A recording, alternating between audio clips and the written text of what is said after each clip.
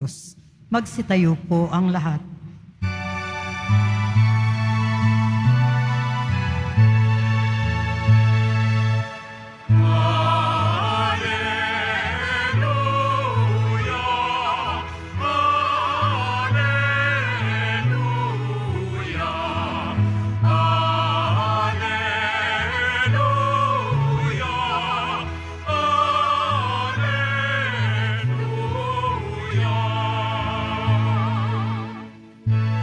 Diyos Ama ni Jesucristo, kami ay liwanagan mo at tutugan kami sa'yo. Alleluia, Alleluia, Alleluia,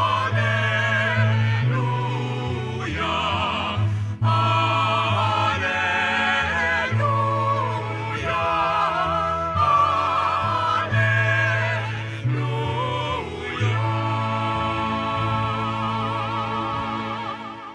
Sumainyo ang Panginoon. At sumaiyo rin. Ang mabuting balita ng Panginoon ayon kay San Mateo. Papuri sa iyo, Panginoon.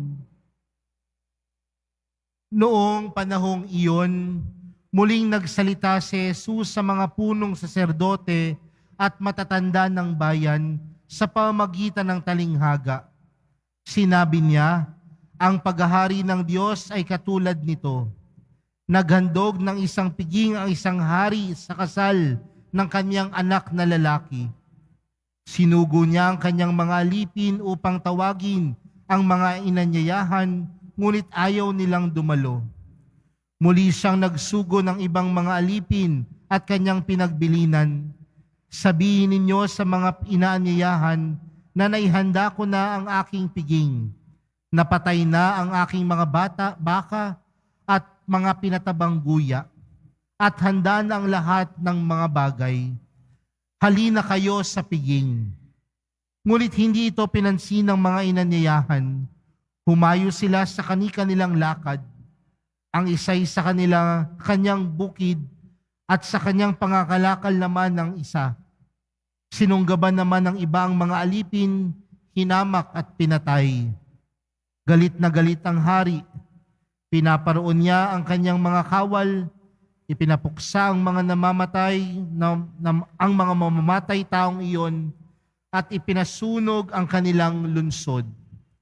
Sinabi niya sa kanyang mga alipin, nakahanda na ang piging, ngunit hindi karapat-dapat ang mga inanyayahan. Kaya't pumunta kayo sa mga lansangang matao, at ininyong anyayahan sa kasalan ang lahat ng makita ninyo. Lumabas nga sa mga pangunahing lansangan ng mga alipin at isinama ang lahat ng natagpuan, masama't mabuti. Ano pat na puno ng mga panauhin ng bulwagang pangkasalan. Pumasok ang hari upang tingnan ng mga panauhin at nakita niya roon ang isang taong hindi nakadamit pangkasalan. Kaibigan, bakit ka pumasok dito ng hindi nakadamit pangkasalan? Tanong niya. Hindi nakaimik ang tao, kaya't sinabi ng hari sa mga katulong, gapusin niyo ang kanyang kamay at paa at itapon siya sa kadiliman sa labas. Dooy magnanangis siya at manggagalit ang kanyang ngipin, sapagkat marami ang tinawag, ngunit kakaunti ang nahihirang. Mga kapatid, ang mabuting balita ng Panginoon. Pinupuri ka namin, Panginoong Heso Kristo. Magsiupo ang lahat. Magandang umaga po sa inyong lahat. Natitipon tayo ngayon bilang isang mag-anak ng Diyos sa pagdiriwang ng banal na Eukaristiya, ngayon pong 28 linggo sa karaniwang panahon.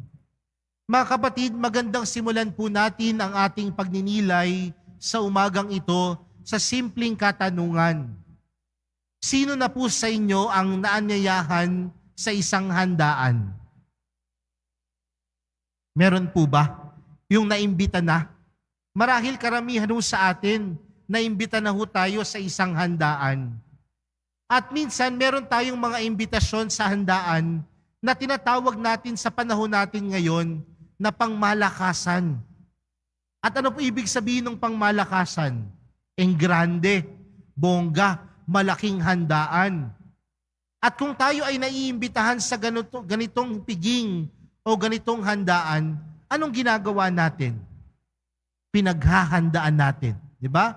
Bumibili tayo ng damit, ang mga kababaihan pumupunta sa parlor, nagpapakulot, nagpapalagay ng kilay, dahil kilay is life, di ba? Dahil pinaghahandaan natin iyon. Pero mga kapatid, sa mga pagbasa natin sa araw na ito, sa unang pagbasa, napakinggan natin na ang isang hari ay may paanyaya din sa isang piging. At ano sabi sa ating unang pagbasa? Yung kanyang piging, puno ng masasarap na pagkain at inumin. At doon sa piging na inihanda ng hari, aalisin niya ang lahat ng kalungkutan, bagkus papalitan niya ng lubos na kaligayahan. Ganoon pala yung inihahanda ng hari. Ngunit sa ating ibanghelyo, meron ding isang hari na merong isang piging dahil yung kanyang nag-iisang anak na lalaki ay ikakasal. Sabi niya, nagpapatay na siya ng guya, nagpapatay na siya ng baka, at lahat ng gagamitin sa handaan, handa na. Ngunit ano ang nangyari? Lahat ng inanyayahan, hindi dumalo. Bakit? Sabi nung ilan, pupunta sa kanilang bukid. Sabi nung ilan, mangangalakal. At ano pa ang ginawa nila doon sa alipin ng haring nag-imbita? Sinaktan at pinatay. Mga kapatid, ang haring tinutukoy ay walang iba kundi ang Diyos, na patuloy sa ating nag-aanyaya, nag-iimbita. At saan tayo iniimbitahan? Sa piging. At sa piging ng kaligayahang walang hanggan, ano minsan ang ating nagiging tugon? Maraming rason, maraming dahilan. Alam niyo mga kapatid, may kasabihan tayong mga Pilipino, kung gusto, maraming paraan. Kung ayaw, maraming dahilan. Mga kapatid, tandaan natin na ang nag-aanyaya ay ang Diyos. At kapag nagbigay ang Diyos ng isang piging, hindi lamang ito simple, kundi ito ay marangya, bigay todo at maganda. Pero ilan sa atin dito na laging tinatanggihan ang imbitasyon ng Diyos. Alam niyo po, nakakatuwa. Dahil dito po sa simbahan ng Quiapo, lagi hong puno ang nagsisimba. Nakakatuwa ho yun. Marami ang nagsisimba sa simbahan ng Quiapo. Pero sa ibang lugar, tila kakaunti. Ano ang kanilang mga dahilan? Marami po kaming ginagawa Masyado po kaming busy. Pero kung titingnan natin yung mga ginagawa natin sa loob ng 24 oras, sa araw ng linggo, sa araw ng pamamahinga, ilang oras lang ba ang hinihingi sa atin ng Diyos? 1 oras lang. Pero bakit hindi natin kayang mapagbigyan? Napakadami nating dahilan para tanggihan ang imbitasyon sa atin ng Diyos. Mga kapatid, magandang tanungin yung ating sarili. Kung ang Diyos ang nag-imbita, tutugon ba tayo? Mga kapatid, ano bang disposisyon meron ng Diyos? Siya ay bukas para sa ating lahat. Ngunit minsan ang puso natin ang siyang sarado para sa Diyos. Ano po bang ibig sabihin ng saradong puso o saradong disposisyon? Minsan ho, bumili ho ako ng damit sa isang mall. Yung pagpasok mo pa lang sa mall, sasabihin sa iyo yung sales lady, ano kailangan mo? Huh? Huh? No? Kaya sabi ko, bibili lang po ako ng t-shirt. No? Sabi ko, may size po ba kayo ng ganitong t-shirt? Tinuro ko yung navy blue na t-shirt. May size po ba kayo niyan? Sabi niya sa akin, wala na. Last size na yan. Taba-taba mo kasi. Sabi ko, bibili lang ako ng t-shirt na lait pa ako. Ano? Di ba minsan may karanasan tayong ganyan? Yung mga saradong tao, yung hindi man lamang makangiti, hindi lamang makatawa, laging nakabusangot ang muka. Ganyan ang mga saradong tao.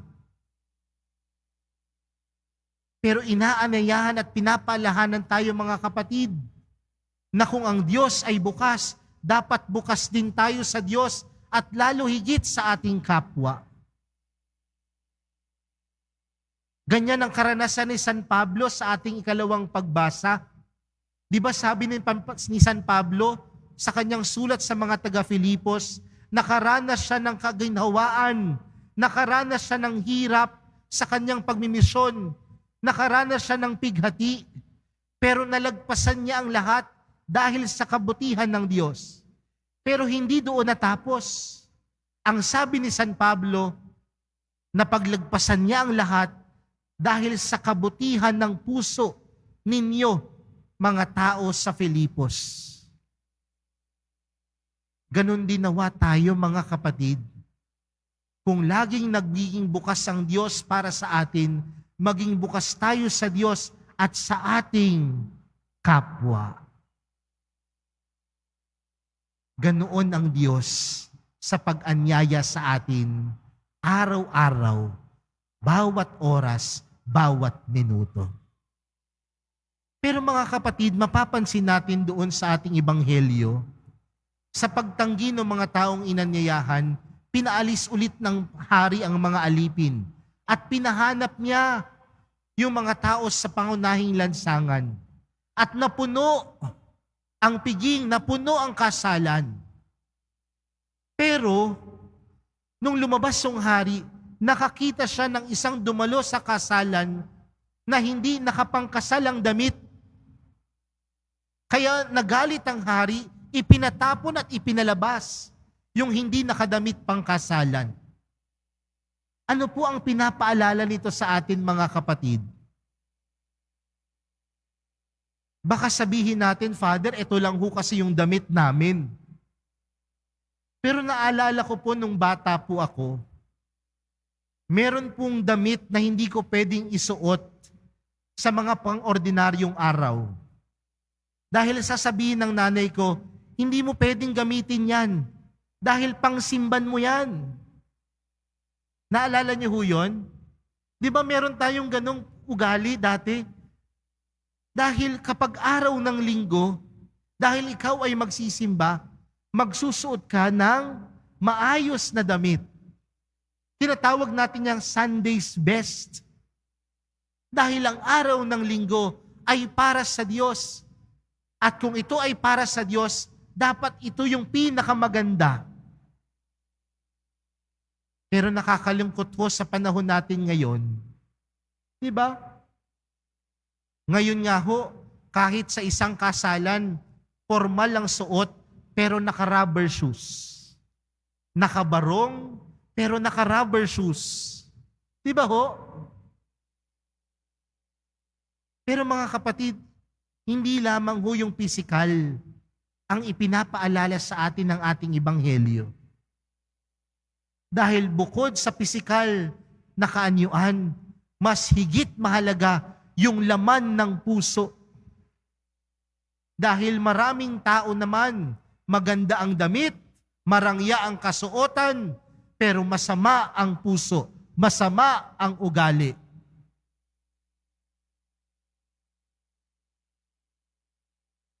Parang sama ho ng tingin nyo sa akin. Ano? Pero, di ba ho? Ilan ho ba sa atin dito ang naghanda bago pumunta sa loob ng misa? Baka sabihin ng ilan, Father, nag-makeup pa ho ako, nag-blush on pa ho ako. No? Minsan ho, nakakatawa yan. Alam niyo ho, minsan kapag tumatanggap ho kayo ng komunyon, kulay pula din ho yung kamay ninyo. Alam niyo hong pinahid sa mukha yung blush on? Alam niyo ho yun? Naghanda eh. Pero ilan sa atin dito ang naghanda ng puso? Ilan sa atin dito ang nangumpisal muna bago dumalo ng misa? Ilan sa atin dito ang humingi muna ng tawad sa mga taong nasaktan nila bago sila dumalo ng misa? Mga kapatid, sa pag-anyaya ng Diyos, may kaakibat na paghahanda. Hindi lamang sa pananamit, hindi lamang sa panlabas, bagkus matanggap sa ating mga puso. Mga kapatid, ang Diyos ay laging bukas sa kanyang pag-anyaya. Ngunit baka ang puso natin ang sarado dahil tayo ang ayaw tumugon sa napakadami nating dahilan. Pero ganun pa man, inaanyayahan tayo ng Diyos.